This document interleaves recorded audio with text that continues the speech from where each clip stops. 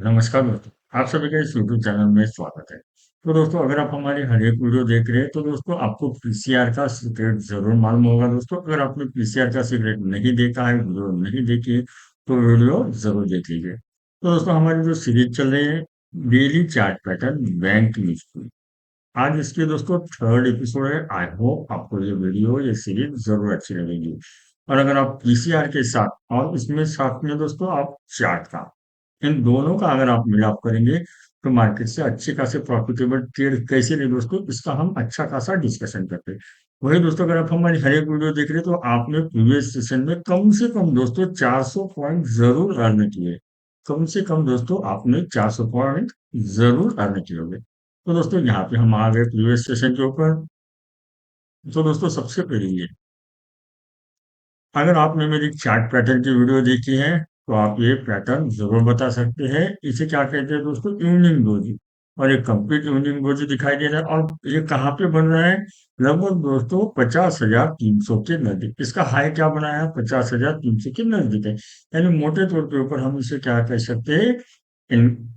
Evening doji कह सकते हैं दोस्तों। ट्यूनिंग रोज बनते हैं, हमें क्या करना है दोस्तों? हमें भी इसके चांसेस ढूंढने चाहिए। और साथ में हमें ये कहाँ से मिल रहा है दोस्तों? ये जो है दोस्तों, ये ब्रेकआउट भी मिल रहा है यहाँ से। क्योंकि अगर आपने हमारे ब्रेकआउट स्ट्रेटेजी की वीडियो देखी तो आपको ये मालूम होगा दोस्तों। तो हमें क्या करना है दोस्तों? सीधा सिंपल बात है दोस्तों, हमें यहाँ पे कॉल और पुट का डेटा लिखना है। कॉल और पुट का डेटा लिखना है।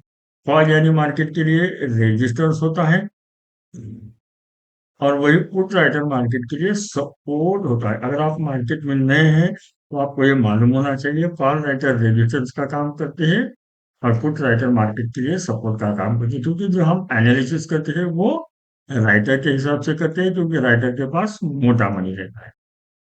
तो अगर हमने यहाँ पे एक ब्रेकआउट ट्रेड लिया है तो हमारा नेक्स्ट टारगेट क्या हो सकता है दोस्तों? बैंक निफ्टी में जो स्ट्राइक प्राइस है 100 के मल्टीपल के ऊपर होती है। यानी हमें कम से कम, जब हम मार्केट में ट्रेड लेंगे तो हम हमारा कम से कम टारगेट रखेंगे 100 पॉइंट। अगर आप दोस्तों ऑप्शन बाइंग करते हैं तब भी हमारे लिए 100 पॉइंट का टारगेट हो सकता है। अगर आप फ्यूचर में ट्रेडिंग करते हैं तब भी हम 100 पॉइंट का टारगेट रख सकते हैं दोस्तों बैंक निफ्टी के लिए। क्योंकि बैंक निफ्टी में स्ट्राइक प्राइस जो है 100 पॉइंट के ऊपर है। तो अगर हमने ये यूनियन डोजी के ऊपर ट्रेड लिया है तो हमारा नेक्स्ट टारगेट क्या हो सकता है? अगर हमने लगभग 50,200 के ऊपर, क्योंकि यहाँ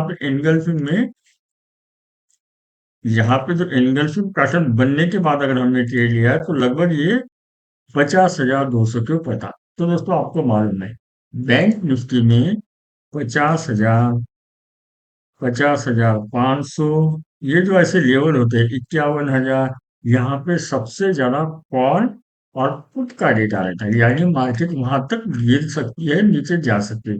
या तो मार्केट 50,000 के ऊपर सपोर्ट लेगी, या मार्केट 51,000 के ऊपर रेजिस्टेंस लेगी। क्योंकि जो मल्टीपल 500 के जो मल्टीपल रहते हैं वहां पे ज्यादा ये रहता है, डेटा रहता है। तो हमारे लिए अगर हमने यहाँ पे ट्रेड लिया है और हमें एक अच्छा खासा बियरिश पैटर्न भी दिखाई दे रहा है और हमारे साथ डेटा भी है, क्योंकि डेटा भी हमें मैच दिखा रहा है, और जो मार्केट का जो हमें फिलहाल जो ट्रेंड दिखाई दे रहा था वो बियरिश ही दिखाई दे रहा है। तो दोस्तों, ट्रेंड इज अवर ट्रेंड। हमें ज्यादातर क्या करना है दोस्तों? ट्रेंड के साथ ही हमें मार्केट में ट्रेड लेने की सोचनी चाहिए। और हम ट्रेंड कैसे फाइंड कर सकते हैं? ये जो पीसीआर की स्ट्रैटेजी है उससे।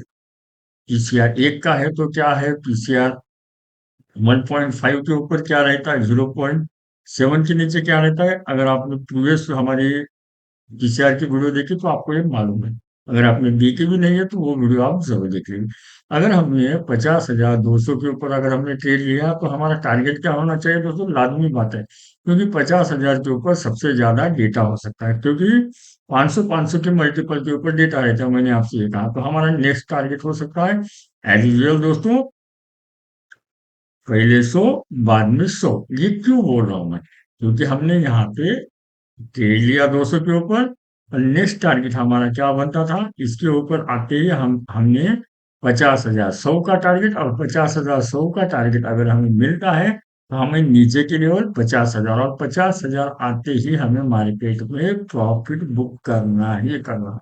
क्योंकि बैंक निफ्टी में दोस्तों यहाँ पे सबसे ज्यादा डेटा रहते हैं, और बैंक निफ्टी के जो राइटर है दोस्तों, वो अपनी जगह यानी पोजीशन जल्दी छोड़ते नहीं है, वो मार्केट को अपनी तरफ खींचने की जरूर कोशिश करते हैं। तो दोस्तों, हमने फर्स्ट ट्रेड में ही, याद रखिए दोस्तों, हमने फर्स्ट ट्रेड में ही 200 पॉइंट अर्न कर ली।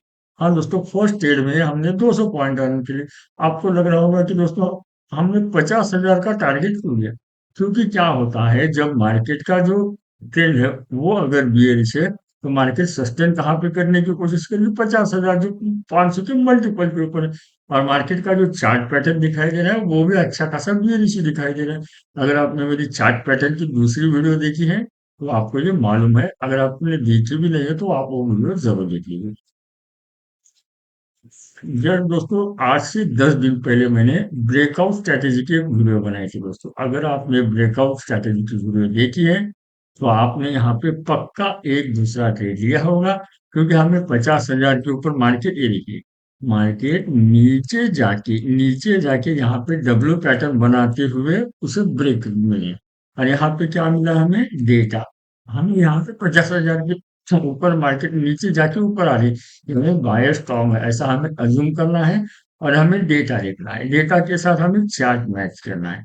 चार्ट अगर ब्रेकआउट दे रहा है तो हमें ब्रेकआउट स्ट्रैटेजी, अगर आपने मेरी ब्रेकआउट की वीडियो नहीं देखी है तो दोस्तों वो जरूर देख लीजिए। ब्रेकआउट स्ट्रैटेजी मार्केट में अच्छी तरह से वर्क करती है। और उससे हमें निफ्टी में कम से कम 50, बैंक निफ्टी में 100 पॉइंट तो मिनिमम मिलते ही मिलते हैं दोस्तों। तो यहाँ पे हमें ब्रेकआउट मिल रहा है दोस्तों, तो हमें ब्रेकआउट ट्रेड ले लेना है। और ब्रेकआउट ट्रेड 50,000 के ऊपर अगर हमने लिए, तो हमारे लिए नेक्स्ट रेजिस्टेंस लेवल क्या आ सकता है दोस्तों, 50,250। क्योंकि क्योंकि मार्केट ने यहाँ पे विनिंग डोजी बनाया था दोस्तों, यानी हमारा सीधा सीधा हमें कम से कम दोस्तों, ये अगर हमने ब्रेकआउट ट्रेड लिया है, तो हमें 250 का टारगेट तो भी मिलता था। और बैंक निफ्टी में चार्ट पैटर्न अच्छी तरह से वर्क करते हैं। तो दोस्तों सिंपल, हमने एक चार्ट पैटर्न के हिसाब से लिया और एक ब्रेकआउट ट्रेड लिया। एक ब्रेकआउट ट्रेड से हमें लगभग 250 पॉइंट मिले हैं, और चार्ट पैटर्न के हिसाब से हमें 200, यानी दो ही ट्रेड में दोस्तों अगर हमें 450 पॉइंट मिले, तो दोस्तों दिन भर मार्केट में ट्रेड लेके हमें हमारा कैपिटल क्यों गंवाना है दोस्तों। तो मैं ये कि मेरे हर एक वीडियो में कहता हूँ, हमें जितने कम ट्रेड हो सके दोस्तों उतने कम ट्रेड मार्केट में लेने हैं, याद रखिए। हमें मार्केट में जब भी एंटर हो, तब हमें हमारा टारगेट मालूम होना चाहिए, हमें हमारा स्टॉप लॉस मालूम होना चाहिए। अगर हम 100 पॉइंट का अगर हम टारगेट ले रहे हैं, तो हमें 25 पॉइंट का तो भी स्टॉप लॉस लगाना ही लगाना है। ये बात आप याद रखिए। क्योंकि हमारे बहुत सारे रिटेल भाई क्या करते हैं, प्रॉफिट तो वो बनाते हैं अच्छा, लेकिन एक ही दिन में अपना पूरा जो कैपिटल है वो गवा देते हैं, यानी प्रॉफिट अपना गवा देते हैं। क्योंकि वो लॉस को एक्सेप्ट नहीं कर पाते। तो दोस्तों, स्टॉक मार्केट में दोस्तों हमें लॉस को भी एक्सेप्ट करने की आदत डालनी है। ये बिजनेस है दोस्तों, बिजनेस में कभी अपसाइड भी आती है, डाउन साइड भी आती है। तो हमें इसके लिए प्रिपेयर होना है, और हमें मेंटली ये होना है, स्टेबल होना है। अगर हमें ब्रेकआउट ट्रेड और चार्ट पैटर्न के हिसाब से दो ट्रेड मिले, तो दो ट्रेड में 450 पॉइंट, ये बहुत बड़ी बात है दोस्तों। और दिन भर हमें मार्केट में ट्रेड लेना ही नहीं।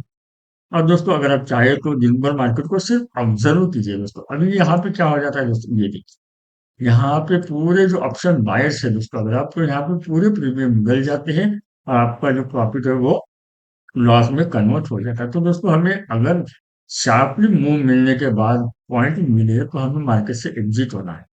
आई होप दोस्तों आपने ये 450 पॉइंट जरूर लिए होंगे दोस्तों। तो दोस्तों, आज के लिए बस इतना है। अगर आपको ये वीडियो अच्छी लगी तो प्लीज चैनल को लाइक और सब्सक्राइब जरूर कर लेना। और हमारा जो टेलीग्राम चैनल है दोस्तों, जिसकी लिंक मैंने डिस्क्रिप्शन में दे दी, उसे भी आप ज्वाइन कर सकते हो, बिल्कुल बिल्कुल फ्री है। और दोस्तों, बैंक निफ्टी का एक दूसरा फंडा भी मैं आपको बता देता हूँ।